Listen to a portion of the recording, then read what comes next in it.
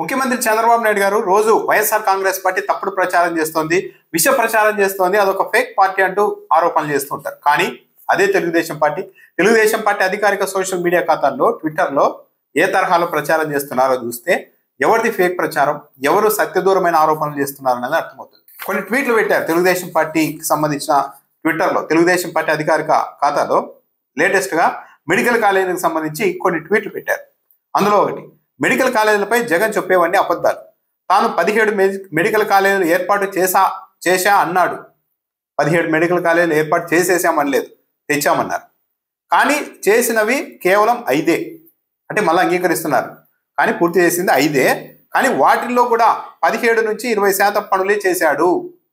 అంటే ఒక 20% కూడా వర్క్ జరగకుండానే ఈరోజు ఆ మెడికల్ కాలేజీలు ప్రారంభమై అక్కడ క్లాసులు జరుగుతున్నాయా? సరే, విజువల్స్ కూడా చూడాల్సిన అవసరం కనిపిస్తుంది. విజువల్స్ చూద్దాం. ఇది రాజమండ్రికి సంబంధించిన మెడికల్ కాలేజ్ విజువల్స్. అవి చూడండి, బయట ఎలా ఉంది, ఎంత పెద్ద బిల్డింగ్లు కట్టారు. చంద్రబాబు నాయుడు గారి హయాంలో ఎక్కడన్నా ఇలాంటివి చూసామా? జగన్మోహన్ రెడ్డి హయాంలో కట్టారు ఇది రాజమండ్రి మెడికల్ కాలేజ్. బయటే కాదు, లోపల చూడండి ఏ స్థాయిలో నిర్మించారు. ల్యాబులు సిద్ధం చేశారు, క్లాసులు జరుగుతున్నాయి, క్లాస్ రూమ్లు ఎలా ఉన్నాయి, ఆ ల్యాబ్లు ఎలా ఉన్నాయి, హాస్టల్స్ ఎలా ఉన్నాయి, క్యాంటీన్ ఎలా ఉన్నాయి, మొత్తం చూడొచ్చు. కళ్ళ ముందు కనపడుతున్నాయి ఇవన్నీ. ఒక రాజమండ్రి మెడికల్ కాలేజే కాదు, ఏలూరు మెడికల్ కాలేజ్ కూడా పూర్తయిపోయింది. అక్కడ కూడా క్లాసులు నడుస్తున్నాయి. అక్కడ కూడా చూడండి భవనాలు ఎలా నిర్మించారో, మొత్తం లోపల ఏ స్థాయిలో నిర్మాణాలు అద్భుతంగా ఉన్నాయో. క్లాస్ రూమ్లు, ల్యాబులు, లైబ్రరీ, హాస్టల్స్, క్యాంటీన్లు మొత్తం ఏర్పాటు చేసి 5 మెడికల్ కాలేజీల్లో విజయనగరం, రాజమండ్రి, నంద్యాల, మచిలీపట్నం, ఏలూరు ఈ మెడికల్ కాలేజీలు ఆల్రెడీ ప్రారంభమై క్లాసులు కూడా నడుస్తూ ఉంటే ఆ కాలేజీల్లో 15 నుండి 20% పనులే చేశారని చెప్తున్నారు. ఎంత అబద్ధం! 17 నుండి 20% పనులు చేసి ఉంటే కాలేజీలు నడుస్తాయా? ప్రారంభిస్తారా? అసలు అనుమతులు వస్తాయా? సరే, అసలు ఒక్క జగన్మోహన్ రెడ్డి టైంలో అసలు మెడికల్ కాలేజీలు కట్టలేదు అంటున్నారు కదా. వీళ్ళే తెలుగుదేశం పార్టీనే కొద్ది రోజుల క్రితం తన ట్విట్టర్ ఖాతాలోనే మంత్రి పార్థసారథి గారు క్యాబినెట్ సమావేశం అయిపోయిన తర్వాత బ్రీఫింగ్ ఇచ్చారు మీడియా సమావేశంలో. ఆయన చెప్పిన మెడికల్ కాలేజీకి సంబంధించి చెప్పిన వీడియోని స్వయంగా తెలుగుదేశం పార్టీ అధికారిక ట్విట్టర్ ఖాతాలోనే పోస్ట్ చేశారు. ఇప్పటికీ ఉంది. దాంట్లో ఆయన ఏం చెప్పారో చూద్దాం. వీళ్ళు ఒక్క మెడికల్ కాలేజీ కట్టలేదు, 5 మెడికల్ కాలేజీల్లో కూడా 20 నుండి 20% లోపే పనులు పూర్తయ్యాయని ఈ రోజు చెప్తున్నారు కదా టీడీపీ వాళ్ళు. కానీ మంత్రి పార్థసారథి గారు కొద్ది రోజుల క్రితమే ఏం చెప్పారు, ఎంత పనులు పూర్తయ్యాయని చూద్దాం. 2019-24 మధ్య కేంద్ర ప్రభుత్వం ద్వారా అప్పటి ప్రభుత్వంలో 17 medical colleges with hospitals sanction అయిన విషయం అందరికి తెలిసిందే.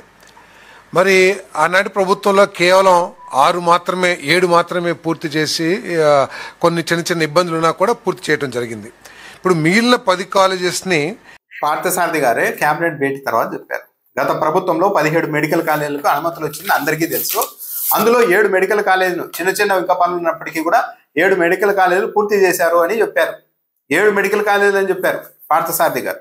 కానీ ఈరోజు మాత్రం అసలు ఒక్క పని కూడా పూర్తి కాలేదు అని చెప్తున్నారు. ఇంకోటి ఏంటంటే లేటెస్ట్గా ఇంకో ట్వీట్ పెట్టారు.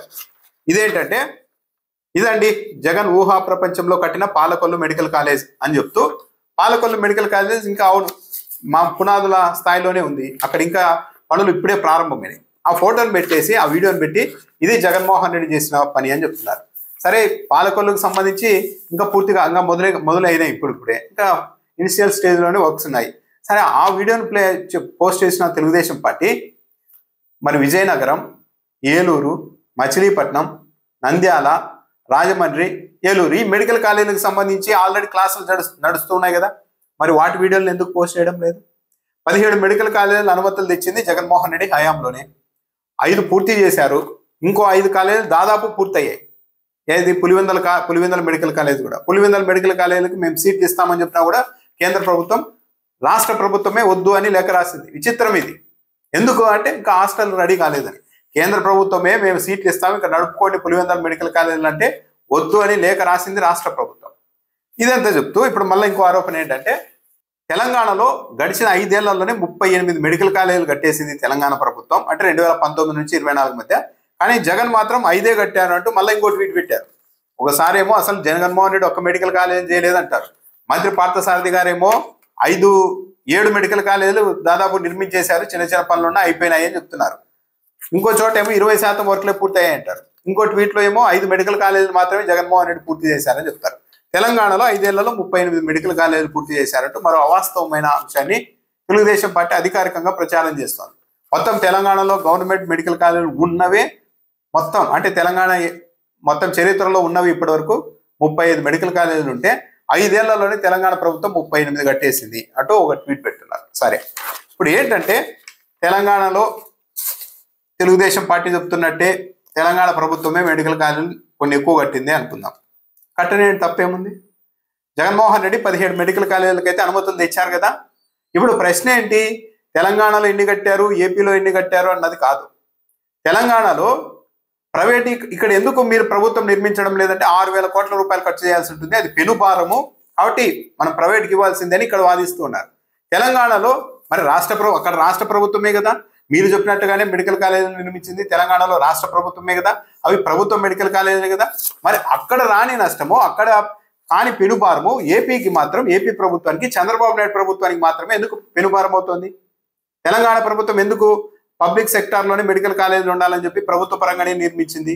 అంటే వైద్యము ప్రభుత్వం చేతిలో కూడా ఉండాలి, ప్రభుత్వం కూడా వైద్య రంగంలో బలంగా ఉన్నప్పుడే పేదలకు, మధ్యతరగతి వాళ్ళకు, ప్రజలకు మంచి జరుగుతుంది. లేకుంటే ప్రైవేట్ వాళ్ళకు పూర్తిగా అప్పగిస్తే పీల్చి పిప్పి చేస్తారు, నాశనం చేసేస్తారు వైద్య రంగాన్ని అన్న ఉద్దేశంతో అక్కడ చేస్తూ ఉన్నారు.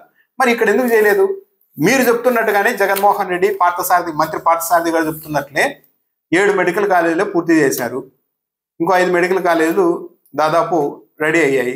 లేదు, 5 మెడికల్ కాలేజీలు మాత్రమే పూర్తి చేశారు జగన్మోహన్ రెడ్డి అనుకున్నాం. మీరు కట్టచ్చు కదా, ఈ ప్రభుత్వం కట్టచ్చు కదా. ఇక్కడ ప్రశ్న ఏంటి? ఎవరు ఎన్ని కట్టారు ఏంటి అన్నది కాదు, ఎవరు డబ్బులు పెట్టారు అన్నది కాదు ప్రశ్న. మీరు ఎందుకు చేయడం లేదు? ఈ రాష్ట్ర ప్రభుత్వం ప్రస్తుతం ఎందుకు చేయడం లేదు? పూర్తిగా ప్రైవేట్ పరం ఎందుకు చేస్తోంది? ఇక్కడ ఏమో ప్రైవేట్ పరం చేయకపోతే ఆర్థిక భారం అవుతుంది అంటారు. 6,000 కోట్లకే ఆర్థిక భారం అవుతుందా? అక్కడ తెలంగాణలో గవర్నమెంట్ సెక్టార్లో కడితే మళ్ళీ దాన్ని ప్రశంసిస్తూ జగన్మోహన్ రెడ్డి కంటే తెలంగాణలో ఎక్కువ కడుతున్నారు అని చెప్పి మళ్ళీ అట్లా చెప్తారు. తెలుగుదేశం పార్టీ ప్రభుత్వం చేయాల్సింది ఏంటంటే ఇవన్నీ కాదు. ప్రజలు ఎవరు ఇవన్నీ అడగడం లేదు. మీరు ఎందుకు ప్రభుత్వ రంగంలోనే మెడికల్ కాలేజీలు నిర్మించడం లేదు?